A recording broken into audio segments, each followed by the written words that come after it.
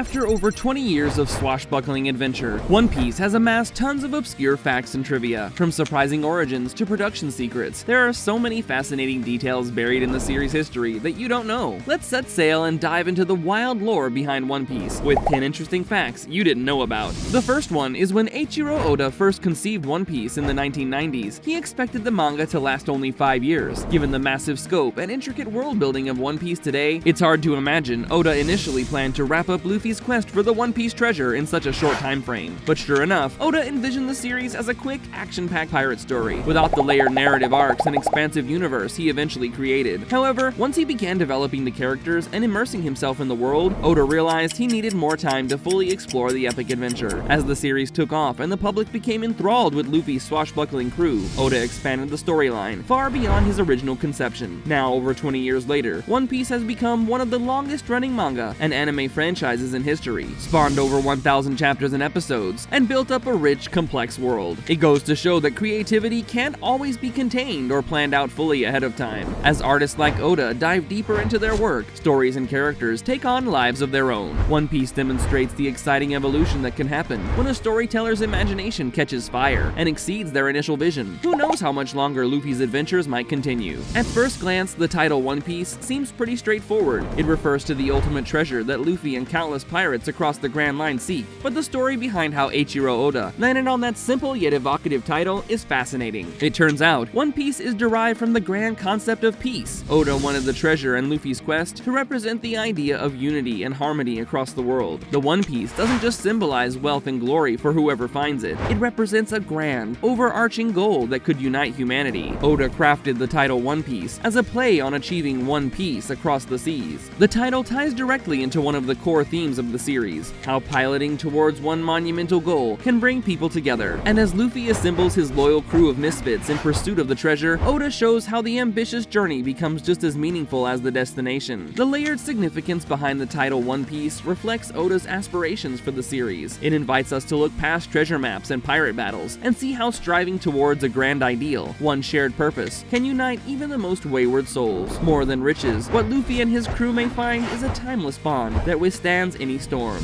When Monkey D. Luffy first set sail after his rowdy pirate crew, the Straw Hat Gang was an all-dudes affair. But that changed quickly when Luffy crossed paths with a crafty thief named Nami. Though she initially kept the ragtag pirates at an arm's length, it wasn't long before Nami joined their ranks as the very first lady of the Straw Hats. Nami broke the glass ceiling for the group in more ways than one. As a skilled navigator who oozed confidence, she refused to be relegated to the sidelines. From the start, Nami commanded the respect of the guys and proved her worth on the high seas. Her quick wit, toughness, and daring established Nami as a fiery female force. Though the anime landscape in the late 1990s was dominated by male protagonists, Oda bucked the trend by bringing a headstrong, fully realized heroine like Nami into the fold right off the bat. Having a magnetic female character as Luffy's inaugural crewmate sent a powerful message and paved the way for other strong women to join the crew down the road. Nami claimed her rightful place on the Straw Hat's ship from day one. She immediately added new perspective and dynamic energy to the gang. Her status as the first lady pirate marked an important milestone both for the series and for anime's inclusivity. Eiichiro Oda drew heavy inspiration from the golden age of piracy when dreaming up the seafaring rogues of One Piece. Many of the series' most colorful characters are actually based on real-life buccaneers from history. For example, the gluttonous Captain Alvida, who wields an iron mace, is inspired by a fierce female pirate named Alwalda. Alwalda was said to be a medieval Scandinavian princess who donned men's clothing and led a crew of marauders across the Baltic Sea. Like her fictional counterpart, she refused to conform to typical gender roles of the era. The intimidating swordsman Roronoa Zoro also owes his name to a real-life swashbuckler. Oda fashioned Zoro's moniker after Francois Lolonai, a French pirate who prowled the Caribbean in the 1660s. Lolonai was known for his unmatched ruthlessness, echoing Zoro's fierce and bloodthirsty fighting style. By modeling his characters after actual pirates, Oda brings authenticity and historical heft to the seafaring adventures in One Piece. The real-world roots enrich the storylines and designs of figures like Alvida and Zoro, and it's a testament to Oda's creativity that he can reimagine and animate venerated raiders of the past for new generations to enjoy. Talk about walking the plank into thrilling fiction. In the world of One Piece, devil fruit users can typically only harness the powers of one fruit. Eating a second devil fruit is considered impossible, or even fatal, but that didn't stop Marshall D. Teach, aka the villainous Blackbeard. Through mysterious means, Blackbeard managed to absorb the destructive tremors of the Tremor fruit, in addition to the darkness manipulating abilities of the Dark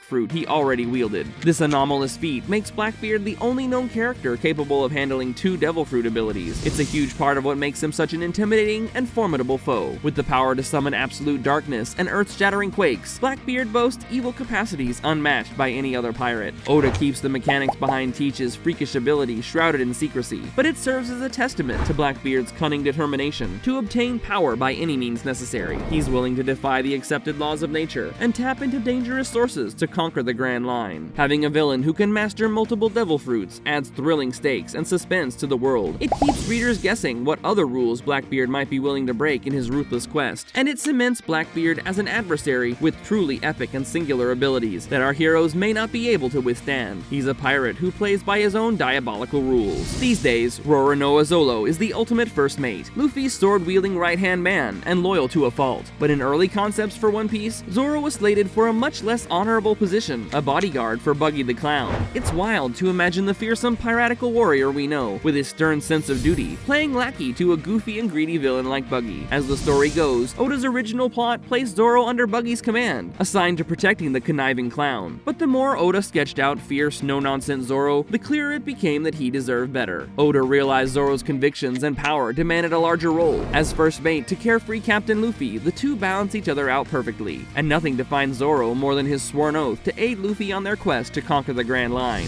It's fascinating to ponder how drastically Zoro's path could have diverged based on Oda's early blueprint. Would he have been confined to a comical supporting role, or would his dynamic personality have elevated him regardless? We can thank Oda's keen character instincts for aligning Zoro with his rightful captain. It just goes to show that the most engaging stories often write themselves. Tony Chopper's unwavering devotion to the Straw Hat crew is one of the most endearing traits. The adorable reindeer doctor would follow Luffy anywhere without question. But One Piece's creator, Eiichiro Oda, has hinted that in a parallel world, Chopper's loyalty could waver. Oda has suggested that under the right circumstances, Chopper may have been inclined to join other pirate crews instead. In particular, his advanced medical expertise could have led him to align with pirates who shared more of his intellectual passions. After all, the hyper-goofy Luffy doesn't exactly engage Chopper in deep medical discourse. It's interesting to imagine what crews could have tempted Chopper away from the Straw Hats. Perhaps Trafalgar Law and the Heart Pirates, with their studious interest in biology and anatomy, would have proved persuasive. Or maybe Beast Pirate scientist Caesar Clown could have lured Chopper to use his abilities for questionable experiments. Of course, in this timeline, Chopper connected with Luffy's childlike wonder and sincerity, but Oda leaves the door open to exploring scenarios where Chopper's calling as a doctor could have led him down very different paths. It adds nuance and humanity to ponder how circumstances shape loyalties. At the end of the day, Chopper stays with the crew his heart knows best. Of all the Straw Hats, archaeologist Nico Robin shouldered perhaps the most heartbreaking past. When Robin was just a child, the world government unjustly targeted her home island of Ohara for studying prohibited history. Soldiers attacked and killed all of Ohara's residents, including Robin's mother. Left adrift, Robin lived a fugitive's existence for years, betrayed by allies and hunted by enemies. She learned to trust no one. By the time she joined the Straw Hats as an adult, the emotional wounds of her childhood still lingered. Robin's origins add a layer of nuance and empathy to her character. Her guarded nature and stoicism stem from spending so much of her life isolated and persecuted through no fault of her own. Even as part of the Straw Hats, old instincts to avoid attachment die hard for Robin. Oda crafts backstories like Robin's that encourage readers to look beyond superficial impressions. There's often deeply felt pain beneath a character's composure. While Robin keeps her crewmates at arm's length, inside, she yearns for the warmth of family. Her origins make her present struggles to lower her barriers all the more meaningful. In the end, the Straw Hats' unconditional acceptance teaches Robin that trust and friendship can heal even the deepest scars. Her story proves that even a shattered past need not define one's future. It's impossible to imagine the chain-smoking, lady-crazy Straw Hat chef as anyone but Sanji. Yet that was not always his intended moniker. Originally, creator Eiichiro Oda wanted to name him Naruto. However, with the launch of the new ninja manga Naruto by Masashi Kishimoto around the same time, Oda decided to avoid potential confusion by giving his pirate cook a different name. He swapped in Sanji instead, a wise choice to prevent his well-dressed, suave character from being overshadowed by a knucklehead ninja. Sanji certainly embodies his smooth, sophisticated name more fittingly than he would the wild energy of Naruto, and it was a smart move on Oda's part to adjust the name when he did. Naruto went on to become a hugely influential, iconic series that would have dwarfed any association with Oda's chef character. Still, imagining Sanji responding to Naruto requires some mental acrobatics. It makes you wonder how the name might have shaped perceptions of his character. Would he have come across as more hot-headed, rowdy? While ultimately trivial, it's an interesting glimpse into how fundamental something as simple as a name can be. Luckily, Oda realized Sanji encapsulated encapsulated the cook's suave spirit perfectly from the start. The iconic Jolly Roger of the Straw Hat Pirates is one of the most recognizable symbols in the One Piece world, but Luffy's smiling skull and crossbones flag didn't always look the way it does today. In fact, the Straw Hat's emblem has undergone subtle changes over the course of their seafaring adventures. When Luffy first set sail as captain, the Straw Hat's Jolly Roger was a simple depiction of a grinning skull and crossbones topped by Luffy's signature straw hat. But as the crew added new members, Oda altered the flag to incorporate their unique personalities. For example, after recruiting long-nosed sniper Usopp, Oda added Usopp's lengthy nose to the skull's face. Later, following tragic events that left Luffy devastated, Oda revised the grinning emblem to make the skull weep tears. Small touches like the weeping eyes reflected the crew's shifting sentiments. Much like the Straw Hats have grown and progressed on their quest, so too has their Jolly Roger adapted to capture the spirit of their journey. The emblem's ever-changing expression serves as a graphical record of the adventures, joys, and sorrows Luffy and his crew experienced together.